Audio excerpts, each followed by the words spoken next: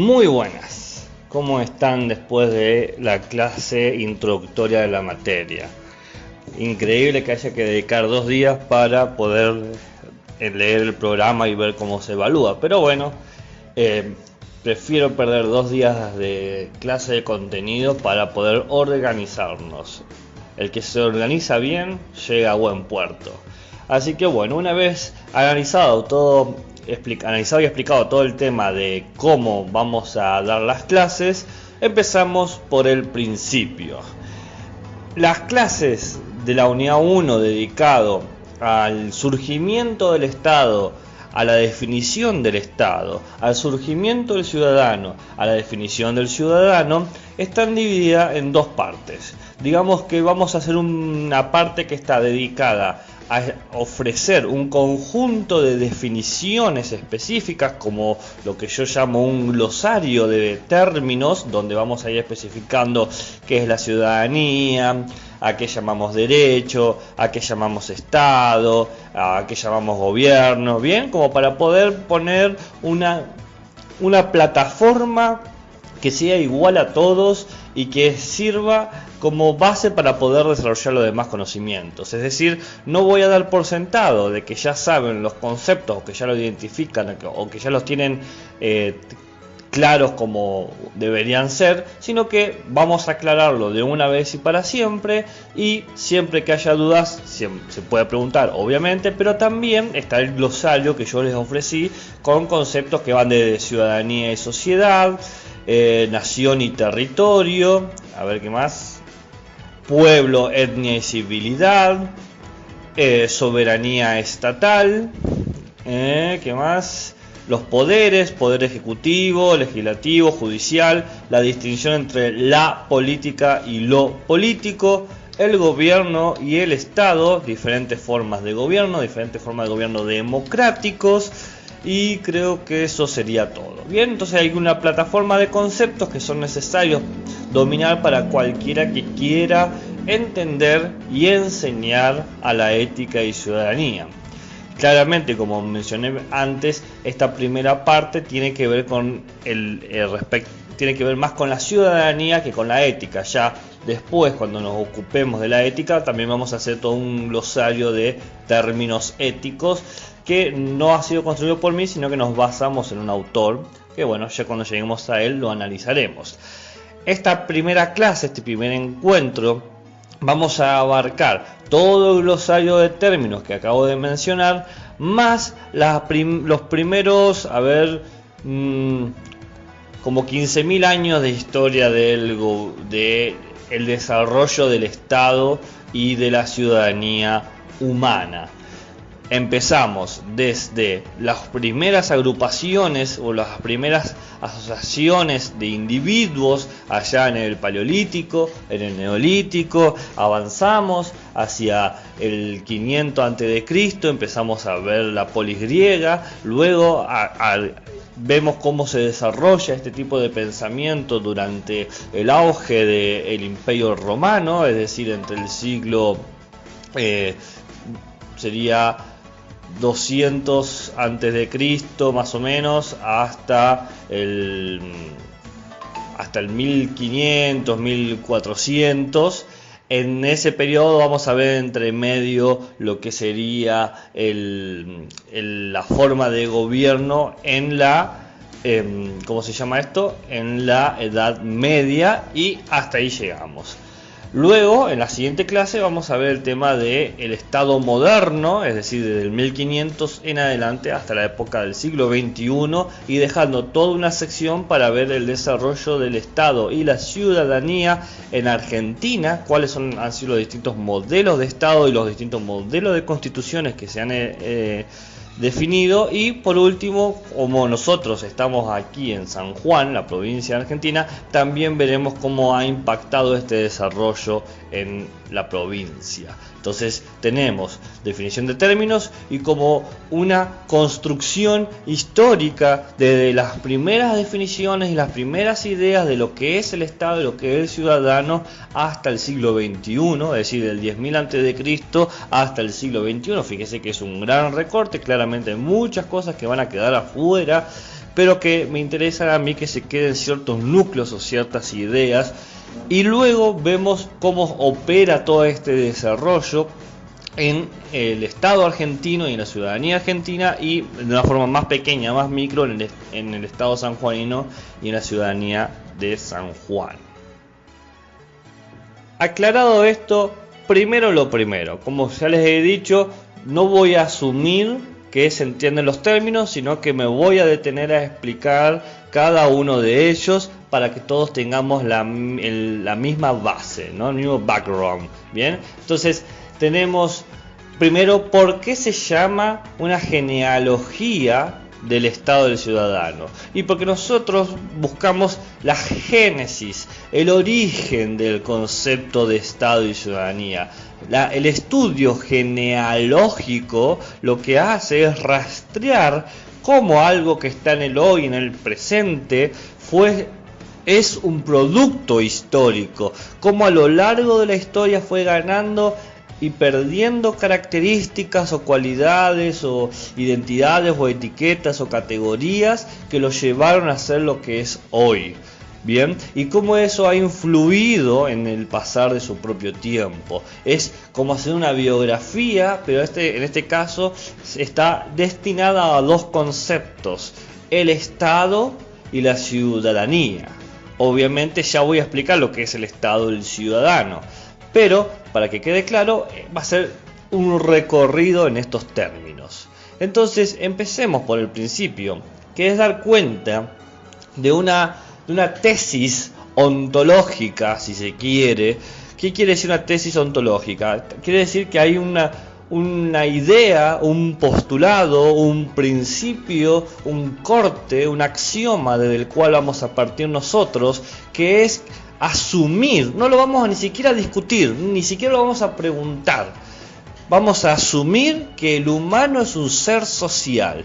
El humano es un ser social. No aceptamos, por lo menos como hipótesis para poder empezar a entender el surgimiento del Estado, otra idea distinta. No aceptamos la idea de que el humano no sea social, o que el humano esté encerrado en sí mismo, o que el humano esté condenado al solipsismo o lo que sea. Nosotros asumimos como verdad indudable que el humano es un ser social. Ahora vamos a esgrimir tres argumentos para poder sostener este axioma. Un argumento que es el biológico, un argumento que es el pragmático y un argumento que tiene que ver con la definición propia del humano. El argumento biológico es muy sencillo. Lo que nos dice es que la mera existencia de todo individuo catalogado como humano presupone que viene desde una condición gregaria. Nosotros como especie, como animales, vivimos en manada, vivimos en grupos, sobrevivimos mejor en conjuntos, en el bosque, en la selva, en la estepa, donde sea. Nuestros antecesores, hace 20.000 años atrás, aprendieron y se dieron cuenta que como homínidos era mucho más viable sobrevivir y que se continúe la estirpe o la especie si vivían juntos, si entre todos ellos se agrupaban y luchaban contra las bestias y cazaban, etc. Entonces, biológicamente decimos que el humano es un ser social porque nuestro sistema de supervivencia demanda esta organización. Nosotros, imagínense un bebé no sobrevive solo,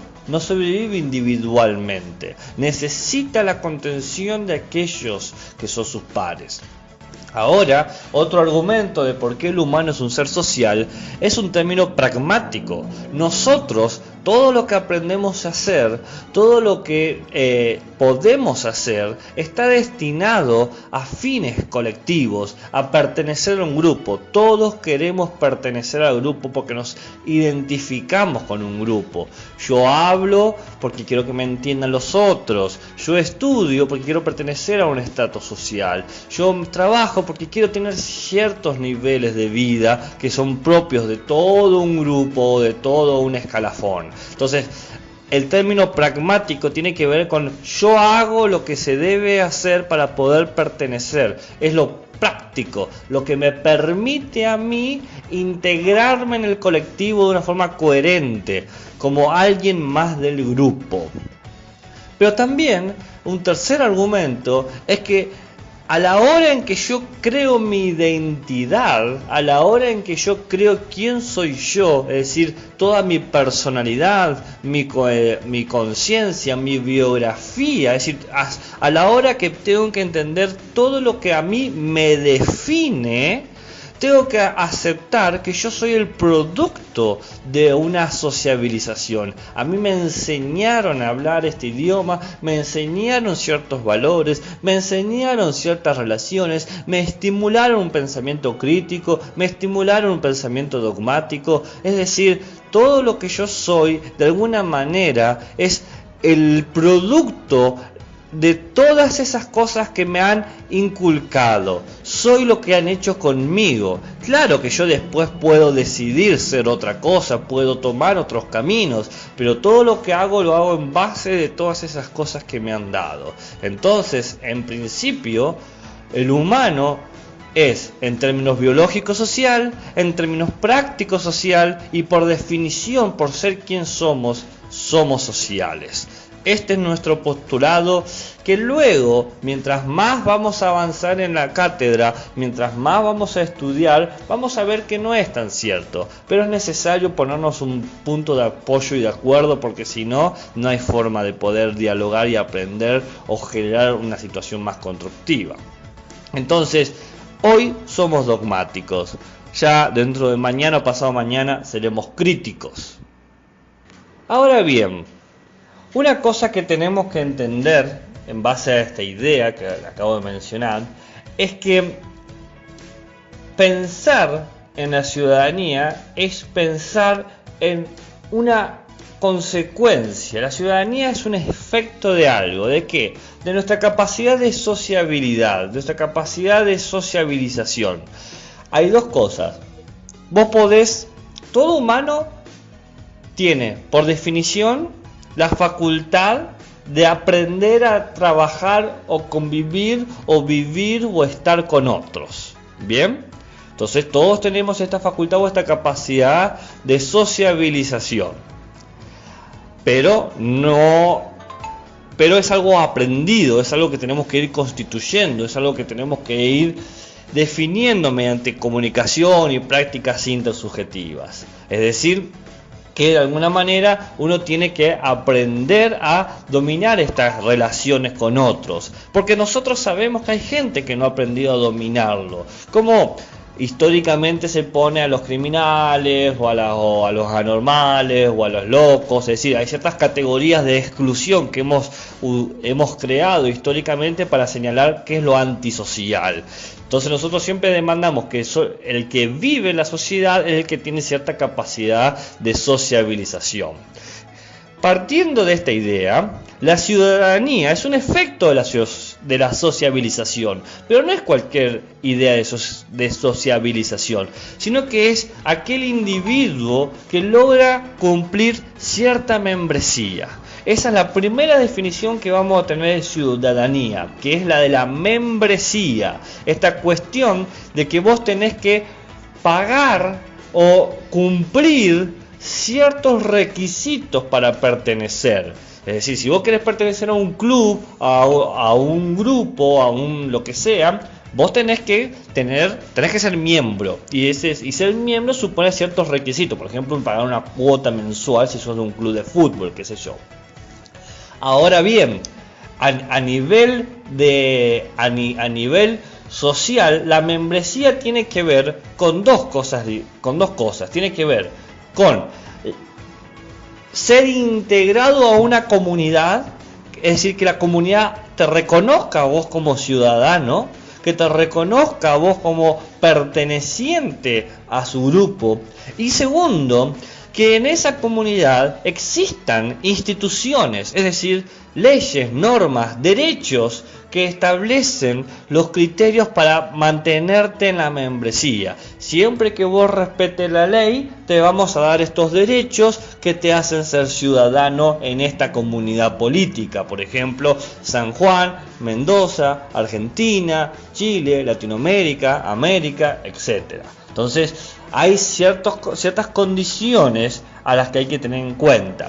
Ahora, como tiene una condición sumamente práctica la ciudadanía y el ejercicio de la sociabilización, podemos pensar en dos caminos o en dos formas de expresar a la propia membresía. La membresía tiene en cierta medida un valor social, bien, el hecho de que vos perteneces o estás totalmente fuera de la comunidad, es decir, o sos parte de la sociedad o estás fuera. Estar fuera es estar en la frontera o no cumplir las categorías, estar descalificado. Ahora bien, cuando perteneces a la comunidad política, se te dan ciertos privilegios, se te dan ciertos derechos. Y esto opera sistemáticamente en todos los ciudadanos. Todos los ciudadanos tienen los mismos privilegios y los mismos derechos.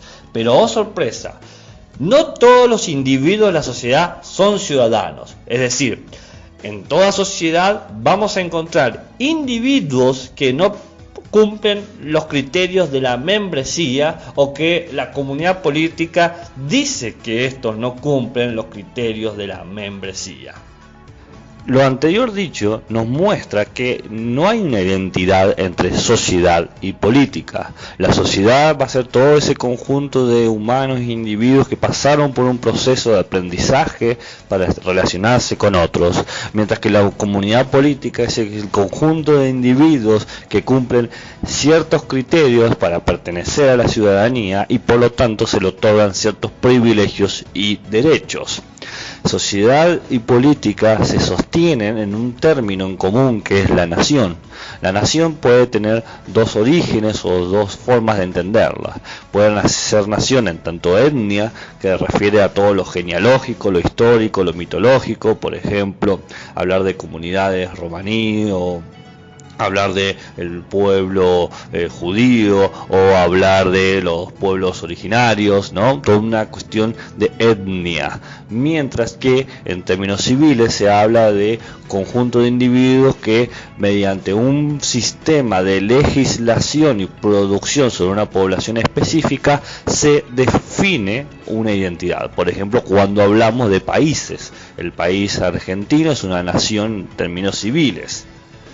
Entonces, no necesariamente la nación debe ser entendida forzosamente por el territorio. Entonces, tanto nación etnia y nación cívica suponen un territorio, pero ese territorio es valorado de formas distintas, es decir, tiene distinto peso. Mientras que para el Estado, en términos étnicos, el territorio no es el componente original, porque la conciencia del pueblo, la conciencia del grupo, la conciencia del colectivo proviene de una cultura, proviene de unos ritos, de unas prácticas que hacen que sean lo que son como comunidad, indistinto en donde estén.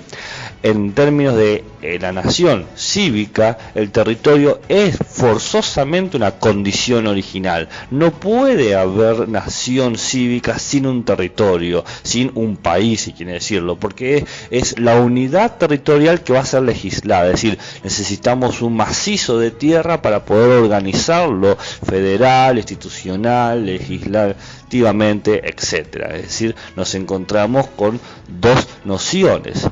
En términos de nación cívica, el territorio aparece como una patria, como el origen de donde está, mientras que en términos de nación étnica, el territorio es la apropiación que se produce mediante ciertos ritos. Históricamente hemos realizado estas costumbres, esta forma de vida, esta forma de presentarnos en este territorio particular, por lo tanto este territorio nos pertenece. Bien, son dos formas distintas. Obviamente, ningún concepto de nación está exento de la idea del territorio, de la idea de la tierra, de la idea de la geografía, pero se valoriza o se interpreta de distintas maneras según cómo se entiende la unidad del colectivo. Mientras lo entiendas como una forma de costumbres, ritos y valores que se han ido estableciendo por cientos o miles de años para generar una identidad, toda esa identidad se pone en juego en un lugar, pero también se puede poner en juego en otro lugar. El lugar no hace la identidad, sino que el lugar se acopla a esa identidad o va identificándose con esa etnia. Mientras que en términos civiles vos necesitas crear leyes, normas, reglas, edificios, bien, desarrollos urbanos o desarrollos de pueblos que van generando toda una textura que te dice: este es nuestro territorio, este es nuestro lugar, esta es nuestra patria, esto es nuestro origen. Por eso la patria, la colonia, lo colonizado viene con esta idea del surgimiento de nación. De esta manera, cuando hablamos de nación, etnia, territorio, aparece el concepto de pueblo, bien, aparece el pueblo porque el pueblo de alguna manera es un colectivo que corresponde o se identifica con cierta subjetividad o cierto conjunto de subjetividades. El pueblo tiene una condición de expresar ciertas ideas, ciertos principios que les permite de alguna manera valorizarse, identificarse en uno con otros, que va desde un concepto tan anticuado y que ahora está en desuso, que es la raza, a un concepto más moderno, que es el dialecto, a la idea de que los pueblos tienen su propio destino, es decir, hay cierto determinismo en el pueblo, un pueblo condenado, un pueblo próspero, o la idea de que el pueblo también tiene cierto devenir, que depende de los avatares de los tiempos. Bien, entonces encontramos que esta subjetividad proviene justamente de un conjunto de experiencias que se ha hecho comunes a un colectivo de individuos, sea por estos términos u otros que pueden ser. No necesariamente se tienen que agotar en esto. Estos que aparecen aquí tienden a ser lo más clásicos a la hora de estudiar la historia de las naciones, de los pueblos, de los países, ¿no? De todo aquello que está histórica y culturalmente moldeado.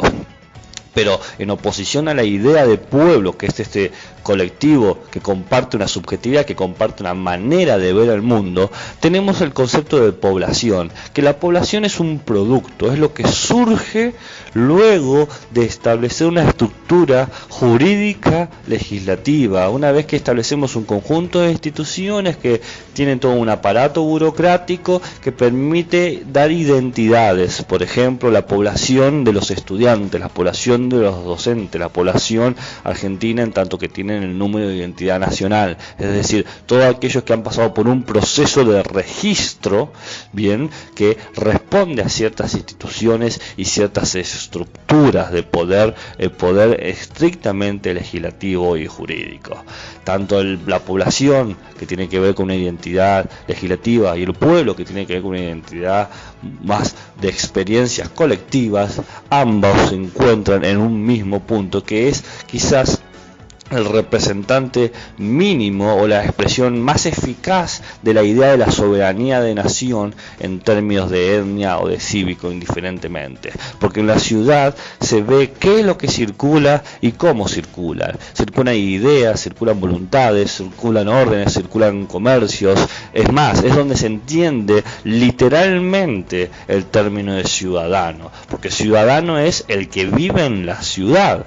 Ahora, esa ciudad no es algo espontáneo, no es algo que ¡pum!, surgió así de la nada, no es algo que explotó, que apareció, sino que es un ordenamiento de la materia, qué sé yo, calles, barrios, centros, plazas, que tiene una forma de expresar un ideal o un conjunto de ideas, se ordena buscando la mejor ciudad posible, que lo logre o no lo logre, y que esa ciudad y esa mejor ciudad sea mejor para uno y peor para otros, son dos temas aparte, pero sí representa una noción del territorio que puede ser manipulado u operado. Es en la ciudad donde vemos que aparece de forma intensa el concepto de gobierno. Ahora, una cosa que me quedó decir es que mientras que el pueblo supone una experiencia colectiva, sea por el término anticuado de raza o por un término más contemporáneo como dialecto o por ideas como el de destino de los pueblos o el devenir de los pueblos, en la población todo el conjunto de leyes lo que busca establecer es un sistema de seguridad para que no te maten, no te roben y puedas disfrutar de tus privilegios como miembro de la comunidad política, es decir, para que puedas disfrutar de tu ciudadanía. Por lo tanto, demanda que vos cumplas ciertas características y respetes cierta conducta. Estos dos polos o estas dos líneas o estos dos elementos que muchas veces entran en tensión entre sí y que aparecen en la ciudad, se presenta como un problema de gobierno. ¿Cómo gobernar a un conjunto de individuos que participan muchas veces de la idea de pueblo y de la idea de población? Es un individuo, por ejemplo, que representa toda esta idea de pueblo porque por un dialecto o por una forma de experimentar a la sociedad, qué sé yo, vamos a hablar toda la comunidad de los cristianos, por darte un ejemplo, bien, que entonces eso opera como pueblo. También esa comunidad de cristianos son a la par gente que hace la población, porque son maestros, trabajan en el banco, qué sé yo. Entonces estos dos polos se encuentran en un lugar que es la ciudad y que hay que gobernarlos, hay que organizarlos. Y en esta preocupación por la organización aparece la idea de la soberanía estatal. Porque la soberanía estatal tiene que ver con un elemento muy interesante. La soberanía es la expresión del tercer elemento que hace el Estado. El Estado, cual sea lo que sea, o sea, indistinto de cuál Estado estemos pensando, es la conjunción de tres elementos: una población, un territorio y un poder. Una población que puede ser entendida literalmente en términos jurídicos legislativos, o una población que es jurídica legislativa y que también tiene componentes de pueblo, es decir, una expresión subjetiva colectiva. Podemos hablar de, qué sé yo, la población de Argentina, que en su mayoría son cristianos, ¿bien? Entonces tenemos un grupo de individuos y este grupo de individuos vive en un lugar específico que es el territorio que hace a la Argentina. Pero hay un tercer elemento sumamente importante que hace posible la cohesión o mantener el equilibrio entre estos dos polos o estos dos elementos, que es el poder. Tradicionalmente podemos definir al Estado como la organización de un poder político que se ejerce sobre una población en un territorio determinado. Ahora bien, este poder proviene de una condición, de un valor original, de una base, de un principio, de un límite, que es el principio de igualdad. El Estado tiene poder porque el Estado dice que puede garantizar la igualdad, esta sea entendida como sea, para todos los individuos de su Estado. Es decir, el Estado dice: toda la población en este territorio son iguales. Ahora bien, sabemos que quienes entran en la población no son todos, pero eso al Estado no le importa. Al Estado le importa decir que este grupo que cumple ciertos criterios en este territorio van a ser tratados como iguales. Entonces, este principio de igualdad es posible de que opere, de mantenerse, de realizarse gracias a dos tipos de procesos que hace el Estado. Un proceso es el proceso burocrático y otro proceso es el gubernamental. Claramente estos dos términos parecen de alguna manera, en principio, para aquel que no los conoce, les puede parecer iguales o sinónimos, pero no son sinónimos, porque son dos formas distintas de tratar al conjunto de individuos de la población, de darles distintas subjetividades, de sujetarlos de alguna manera, de disciplinarlos, de establecer cómo deben ser o poner como su método de circulación o de participar de la nación. Es decir, tienen dos maneras distintas de operar sobre el conjunto de individuos. Entonces, veamos primero quizás lo que es más intuitivo hoy en día, o es más parte del sentido común hoy en día. Intuitivo no, sería como medio extraño, pero sí más parte del sentido común, porque ¿quién no ha hecho un trámite burocrático desde un servicio como el gas o la luz hasta un servicio escolar, o hasta en la inscripción de una materia, o el simple hecho de tener que ir a un juzgado o a la policía para hacer cualquier trámite? O sea, todos estos trámites administrativos, todos estos que nosotros conocemos como burocracia, es literalmente la burocracia.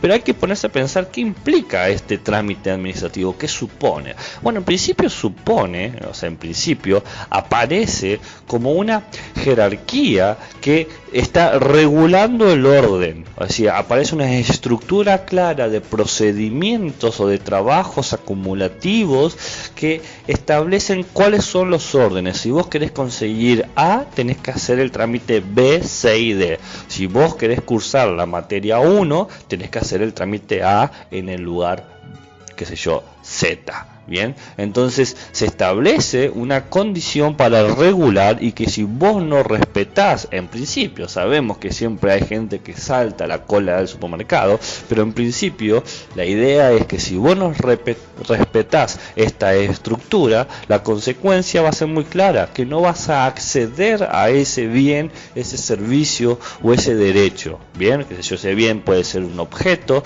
ese servicio puede ser la luz, y ese derecho puede ser el estudio público. Bien, mínimo para estudiar en una secundaria tenés que ser inscripto, no podés aparecer un día a la mañana y dejarlo ahí. Entonces encontramos que estamos regulados, estamos ordenados, y esta estructura supone de alguna manera un ejercicio de ciertas normas. Es decir, esto se hace así porque hay unas normas institucionales que establecieron o definieron los pasos. ¿Y quiénes te dicen a vos que está así? No te lo dice tu vecino en principio, te lo dicen los funcionarios, la gente que cumple distintas funciones en los distintos niveles administrativos. Es decir, tenemos en primer lugar un conjunto de acciones que están definidas por las normas. En segundo lugar, un conjunto de funcionarios que te dicen qué procesos o acciones hacer. Vos nunca, o sea, en principio vos te encontrás con un rostro o un humano que te dice cuáles son los procesos que tenés que hacer para poder acceder o no acceder. En tercer lugar, aparece el hecho de que todo lo que haces en términos burocráticos está registrado y archivado, está catalogado. Todos saben que vos sos Juan de los Palotes, con la identidad tanto, que hiciste el trámite tanto. Y por último, o sea, anteúltimo, supone también lo que se llama una profesionalización de la actividad cívica. ¿Qué cuernos quiere decir una profesionalización de la actividad cívica? Y bueno, lo que quiere decir es que todos los administrativos y funcionarios representan el oficio del ciudadano en términos estrictos, porque son quienes te obligan a pagar la membresía. Vos querés pertenecer a los ciudadanos que gozan de estos derechos o estos privilegios, tenés que realizar este trámite.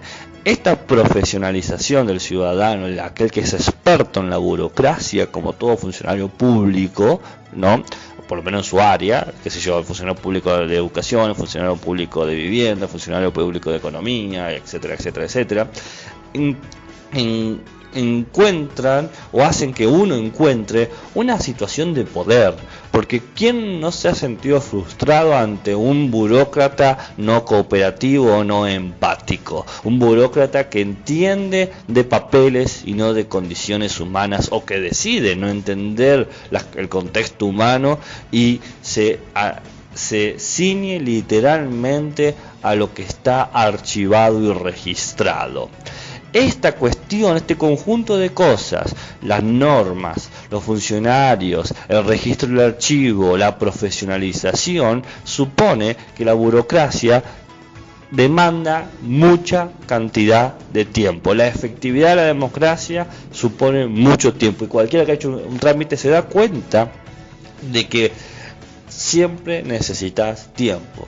en mi experiencia particular, yo siempre he necesitado entre 3 o 4 veces de ir hasta el lugar para poder resolver un trámite. Ir la primera vez para que me informen, ir la segunda vez creyendo que voy a hacer el trámite, pero luego me dicen no entendiste o te faltó esto, te explicaron mal. Ir la tercera vez, pero justo ese día no atendían, e ir la cuarta vez y ya ahí poder entregarlo cruzando los dedos de que no encuentren que hay algo que es elegible, que me obliga a rehacer todo el procedimiento, o que no encuentren la falta de una firma, o que encuentren que se firmó en el lugar equivocado, o lo que sea. Es decir, la estructura de poder es muy clara. Si vos no te amoldás a estos límites, no accedes a los privilegios o derechos de la ciudadanía. Y esto nos lleva a el último elemento, el sexto elemento, que tiene que ver con que toda la burocracia es un conjunto de técnicas, ¿no?, de formas de trabajo y de tecnologías que va desde cómo archivar, a dónde archivar y cómo organizar el edificio, que representan todo el poder que tiene el ciudadano, todo el poder que tiene el ciudadano, este ciudadano profesional, ¿no?, este ciudadano profesionalizado que tiene sobre nosotros, porque esa sola persona puede decidir si nosotros accedemos o no a algo. Y crucemos los dedos de que ese burócrata o ese funcionario público con que uno se encuentra no tenga la capacidad, opere de una manera resentida o agresiva o despectiva hacia nosotros, porque puede hasta atentar contra el archivo mejor presentado, arrancarle una hoja, perderlo, mojarlo, lo que sea, demorarlo, simplemente dejarlo en el buzón de entregas más tiempo de lo que normalmente está, y que tiene impactos burocráticos terribles. Ejemplos de eso: cuando yo he tomado horas a nivel provincial en San Juan, mi declaración jurada para que yo pueda cobrar el sueldo tuvo que pasar por 14 oficinas. Si cada oficina está ocupada por una persona, quiere decir que hubo 14 lecturas sobre mi declaración jurada. 14 lecturas son 14 formas distintas de interpretar a la norma que dice cómo debe estar de forma correcta una declaración jurada. 14 personas son 14 firmas, 14 visados. Pero ¿qué pasa si alguien visó y pasó a la siguiente oficina y algo encuentra que está mal? ¿Vuelve a la oficina anterior para que lo arregle? No, vuelve al primero que presentó el trámite, que es la persona interesada. No solamente todo este trámite se vuelve tedioso, sino que muestra el poder de los burócratas, y ese poder opera muchas veces de forma tirana, sino que también demanda mucho tiempo. En mi caso, y en casos muy similares que yo conozco de colegas, han llegado a tardar 6 meses en cobrar un trabajo. Es decir, vos trabajás por 6 meses gratis y asume el papel burocrático que vos vivís del aire o lo que sea. Entonces, el principio de igualdad dice que si vos querés acceder a un servicio o un derecho, tenés que respetar toda la estructura burocrática. Pero hay otra cosa que es lo gubernamental, que es lo que yo decía que mucha gente piensa que son sinónimos. Lo gubernamental en principio refiere a todos los órganos que tiene un Estado para poder realizar las políticas que quiere realizar. Lo gubernamental tiene que ver, qué sé yo, con el Ministerio de Educación, el Ministerio de Economía, el Ministerio de Vivienda. Sí, estos ministerios se organizan burocráticamente. Ok, no hay problema en eso. Pero operan o producen gubernamentalmente, porque lo gubernamental es de alguna manera la parte práctica del gobierno, no es la parte ideal o abstracta, es lo que realmente genera redes de acciones o creaciones.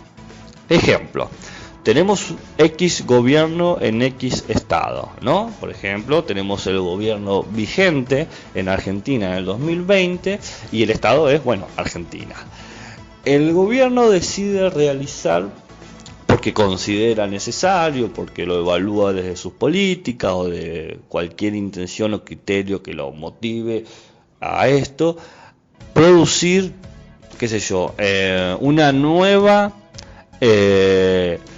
beca de estímulo para estudiantes que no pudieron terminar la secundaria. Bien, entonces tenemos esa situación, crear una forma de garantizar con un cierto monto que ciudadanos que no terminaron la secundaria puedan completarla.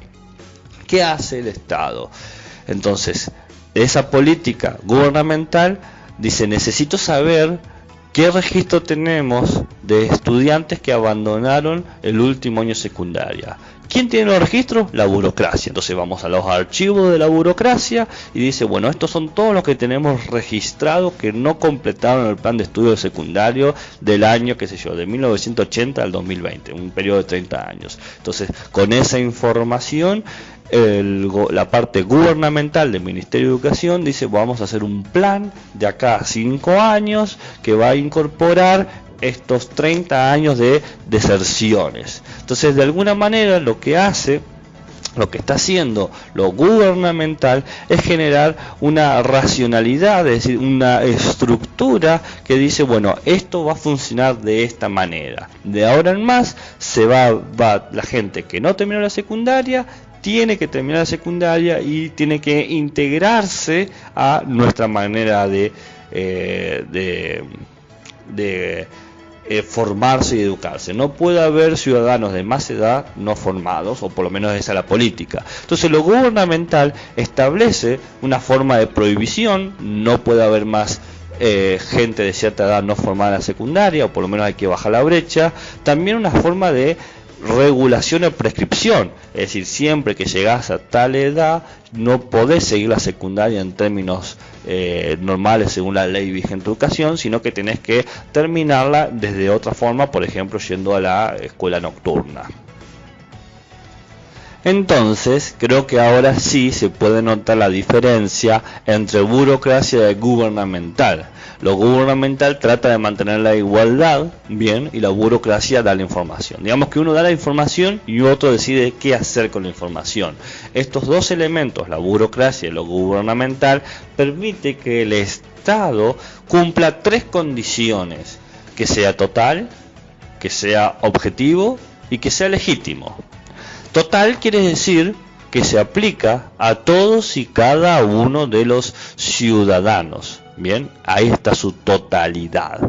Claramente el Estado es total. El Estado tiene una fuerza imponente que obliga a que todos respetemos o entremos dentro de ese sistema. Pero también es objetivo. ¿De qué forma es objetivo? Y porque tiene una constitución.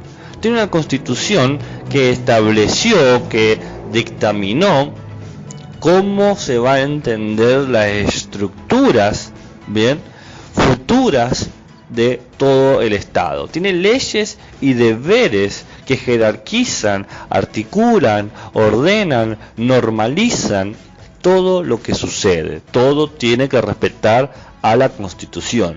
Y a su vez es legítimo el Estado, porque la gente acepta vivir en el Estado por un pacto. Ese pacto tiene que decir que todos nos ponemos de acuerdo a vivir aquí de esta manera. Claro, ese pacto puede ser consentido o no consentido, pero indistinto del consentimiento que vos des, bien, o sea, en la forma en que vos des el consentimiento está.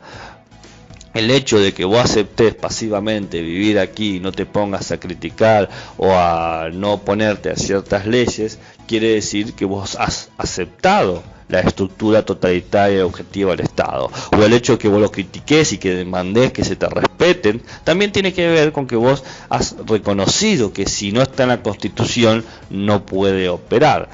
Y el hecho de que vos estés totalmente excluido y que quieras ser reconocido es demando que me tengan en cuenta porque yo he pactado sobre la totalidad y objetividad.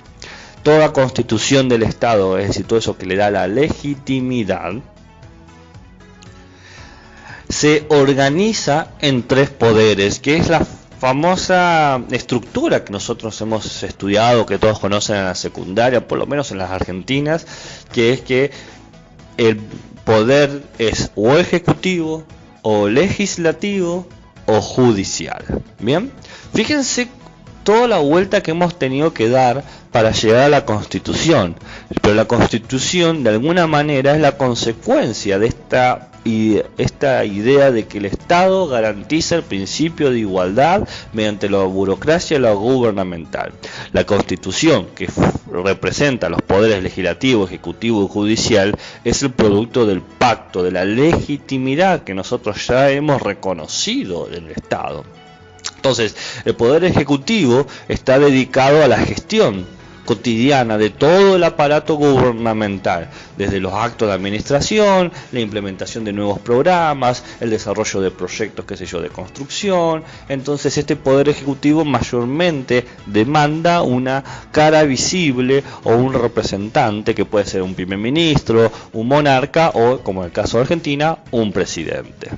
Ahora, el poder legislativo, como bien dice su nombre, te lleva a la idea de las leyes, de los decretos y las normas, es decir, todo ese conjunto de creaciones u organizaciones de leyes, decretos y normas del Estado, y que mayormente es representado por los legisladores. Es decir, el poder legislativo está representado por los que crean o analizan o estudian las leyes, los decretos y la norma del Estado, que son los legisladores. ¿Y cuál es su trabajo? Bueno, votar o promulgar X ley o X norma para garantizar la igualdad, o para mantener la igualdad, o para promover la igualdad del Estado.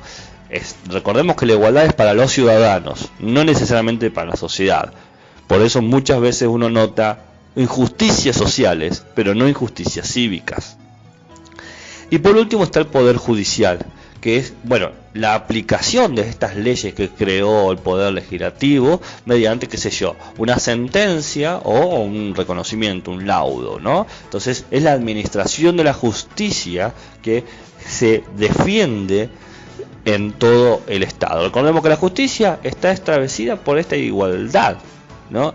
Fíjense que parecería que esta igualdad opera como una cuestión de privilegios. Aquel que cumpla ciertas condiciones son iguales, lo cual eso genera un verdadero problema, porque no todos pueden cumplir antes o a priori o necesariamente todas las condiciones que obliga el Estado que deben cumplir, porque el Estado imagina humanos posibles, pero los humanos no son posibles, son reales, existen, y muchas veces contradicen las expectativas de una constitución. Por ejemplo, la Constitución argentina declaró por muchos tiempos, creo que esto fue abolido en la Constitución de Olivos o en el Pacto de Olivos o en 1994, no me acuerdo, en el caso de Argentina, que tiene que ver con que hasta ese periodo se demandó, más o menos entre el 94 y el 98, como para ponerle un periodo. No, debe ser el 94 porque el Pacto de Olivos fue a finales de la década del 80. Entonces tiene que ser después, entre la primera presidencia de Menem y la segunda presidencia de Menem en Argentina. Bueno, indistinto de eso, lo que se estableció es que más o menos hasta ese periodo, por lo menos hasta principios de los 90, por así decirlo, en Argentina vos solamente podías ser un representante del poder ejecutivo, es decir, vos podías ser presidente si y solo si eras cristiano, si era una constitución cristiana, lo cual tenía una proyección sobre sus ciudadanos muy curiosa, porque si vos eras ateo, o si eras judío, o budista, o romaní, o cualquier otra religión musulmán, cualquier religión, otra religión que se te ocurra, no podrías ser presidente de tu país, por más que hubieses nacido en ese lugar, es decir, no eras un igual entre iguales. Ahora bien, todo esto nos lleva a una verdadera pregunta: ¿de qué es posible el ciudadano? Porque parecería que el ciudadano puede hacer lo que el Estado dice que se puede hacer, Bien, vos podés hacer lo que está construido por las leyes, y para poder participar en esas leyes tenés que cumplir la membresía. Entonces ya está como definido la manera en que vos vas a integrarte. Bueno, para poder responder eso tenemos que generar una distinción entre lo que es la política y lo político. La política, lo político. Este pequeño artículo que está antes de la palabra política o político genera una diferencia abismal que muchas veces pasamos por alto. Tradicionalmente,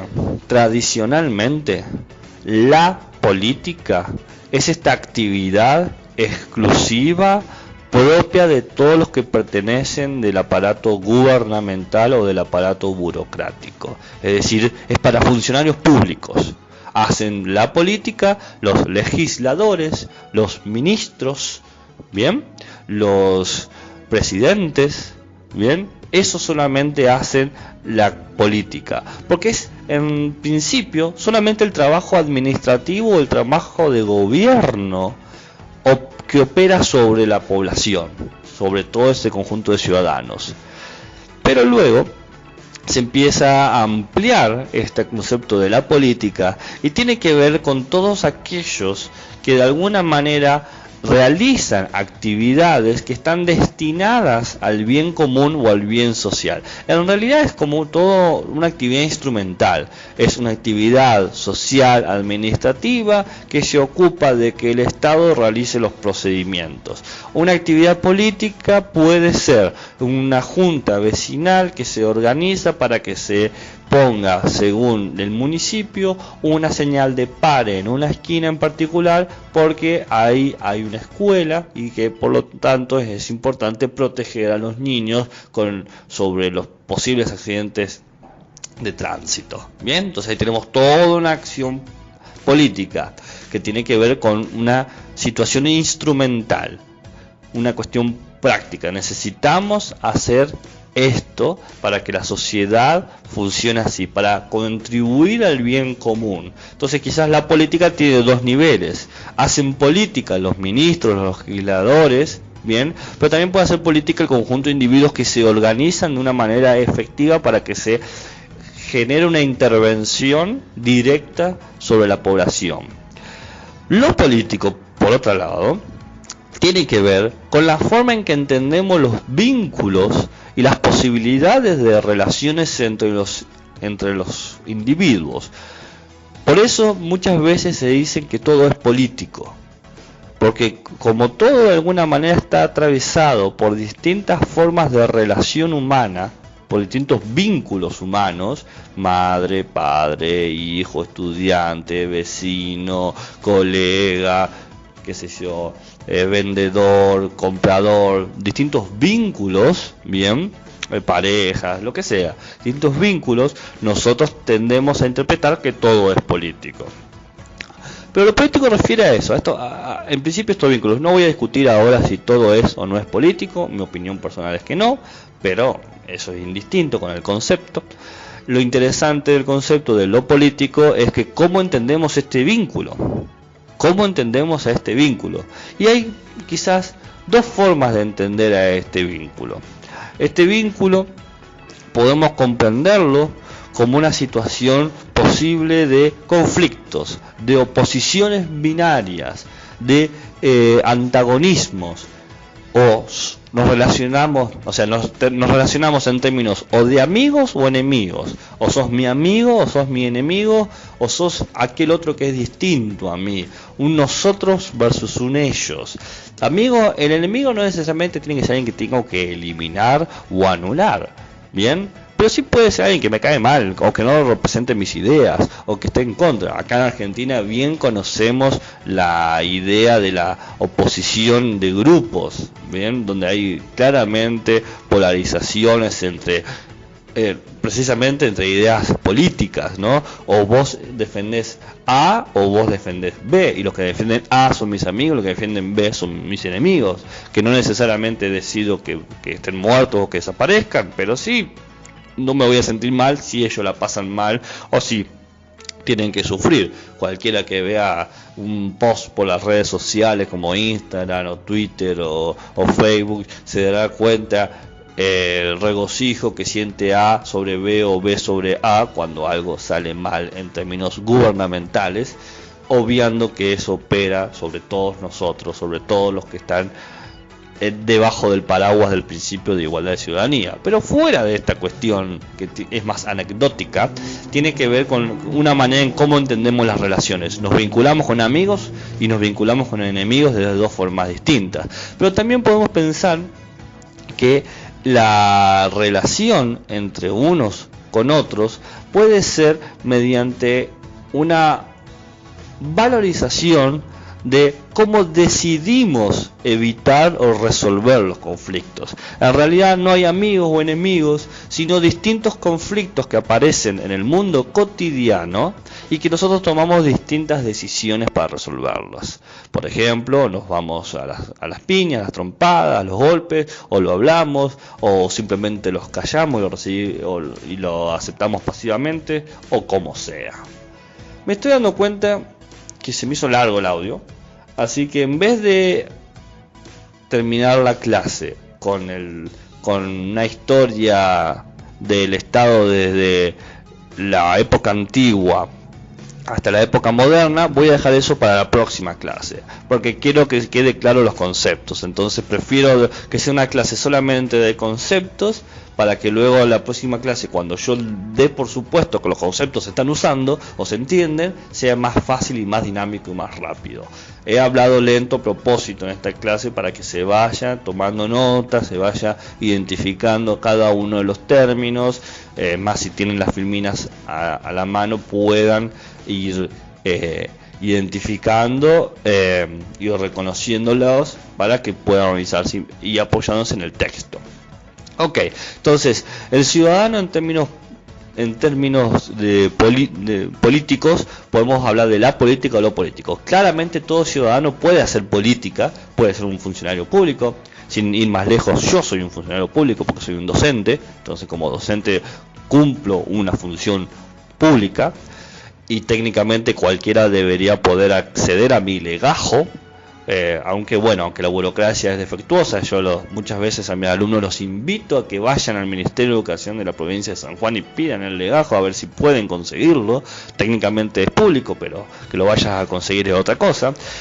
Y otra forma, nosotros también todos de alguna manera encontramos relaciones políticas, tanto lo político, es decir, vínculos políticos con los otros, sea que lo entendemos como una cuestión de conflicto, bien, o sea como que una cuestión de resolución de problemas, de una u otra manera, conflicto o decisiones. Esto establecen órdenes sociales, porque establece un vínculo humano jerarquizado. Ahora bien, indistinto de esta condición, partiendo de esta condición, no indistinto, partiendo de esta distinción, mejor dicho, y partiendo de esta valorización, reconocemos que el ciudadano tiene capacidades de acción según cómo se ha organizado su comunidad. Y podemos pensar que la organización de la comunidad tiene que ver con el gobierno. Y acá yo empiezo a poner algunos conceptos que quizás son un poco antiguos, en el sentido de que tienen como más de 1000 años, así que cuando digo un poco antiguos es un poquito mucho, pero lo interesante es la tabla que nos ofrecen este autor, estos dos autores, uno es Polibio y el otro es Aristóteles, para poder entender cómo valorizar la organización de las comunidades. Polibio, en base a un trabajo de Aristóteles, dice que nosotros podemos identificar un gobierno en base a dos preguntas. Es decir, vos querés saber qué tipo de gobierno es el que está ahí, que estás viendo acá en Argentina o en San Juan o en donde sea, o en Estados Unidos o en Chile o en Sudáfrica, donde sea. Vos tenés que hacerte dos preguntas. Primero, ¿quién gobierna? Y segundo, ¿cómo gobierna? Entonces, ¿quién gobierna? ¿Gobierna una sola persona? ¿Gobiernan algunos o unos pocos? ¿O gobiernan muchos? Y segundo, ¿cómo gobierna? ¿Gobierna bien o gobierna mal? Entonces, Polibio dice, si gobierna uno y de forma buena, es una monarquía, es un rey preocupado por lo demás. Ahora, si gobierna uno, pero no le importa a los demás, es una tiranía, se basa en sus deseos. Si gobiernan unos pocos, unos expertos o los mejores, bien, y de alguna forma esos mejores se preocupan por lo mejor de toda la comunidad o la población, es una aristocracia. Aristocracia significa literalmente el gobierno de los mejores. Aristoi es mejor. Pero si son unos pocos los que gobiernan y son los peores, es una oligarquía. Bien, están destinados a satisfacer sus deseos.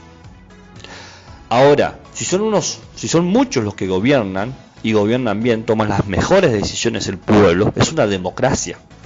Bien, ahora, si todo el pueblo elige, pero solamente por lo que desea, no por lo que sea mejor para ellos, es decir, todos deseamos que se muera X y por lo tanto todos votamos que se muera X y por lo tanto X se muere sin importar sus derechos, es una demagogia.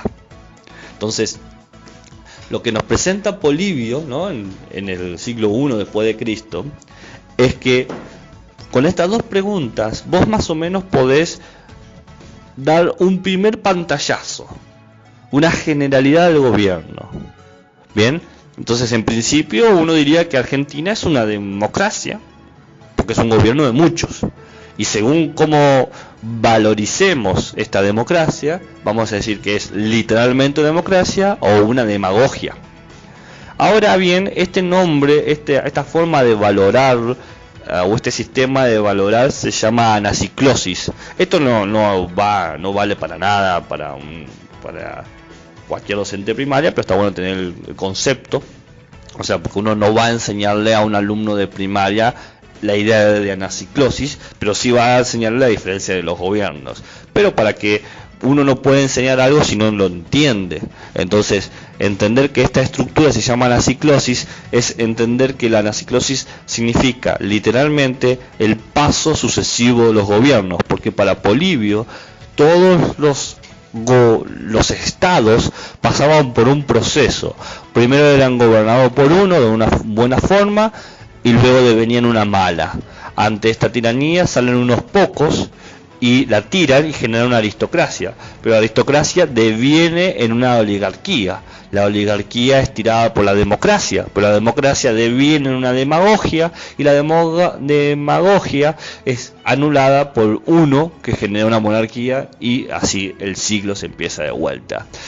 Claramente no podemos decir que hoy en día opera ese ciclo, pero sí podemos entender que hay una cuestión interesante que opera aún hoy en día, que todas las formas de gobierno no son eternas, sino que tarde o temprano cambian o se modifican o se vuelven mejores para las comunidades o peores para las comunidades. Bien, hoy en día la democracia es quizás la forma de gobierno más común en todo el mundo.